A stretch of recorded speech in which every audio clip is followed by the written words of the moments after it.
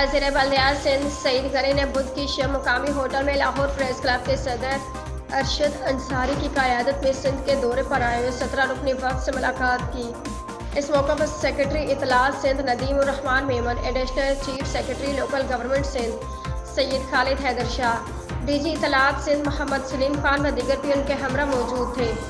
वज़ीर बल्दियात सिंध सईद गनी ने लाहौर से आए सहाफ़ियों के वफ़द की सिंध में आमद पर उनका शुक्रिया अदा किया।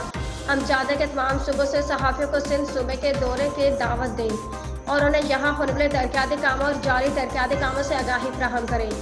इस वक्त सुबह सिंध में और बिलखसूस कराची में कई मेगा मनसूबे ज़ेर तामीर हैं। कराची में Muler express way K4 hub से शहर को पानी की फराहमी के लिए नई केनाल का काम व दीगर शामिल है। सिंध हुकूमत के तहत हैदराबाद, सक्खर, नवाबशाह, लाड़काना व दीगर शहरों में भी अवामी मफाद के मनसूबे मुकम्मल किए गए हैं और कई मनसूबे ज़ेर तामीर हैं। बिजली का मसला दरअसल बिजली की पैदावार की कमी नहीं बल्कि बिजली चोरी का है।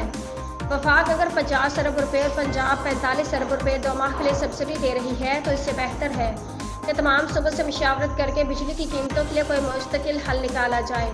बिजली की पैदावार के लिए मुतबादिल तवानाई के मनसूबे अब नागज़ीर हो चुके हैं।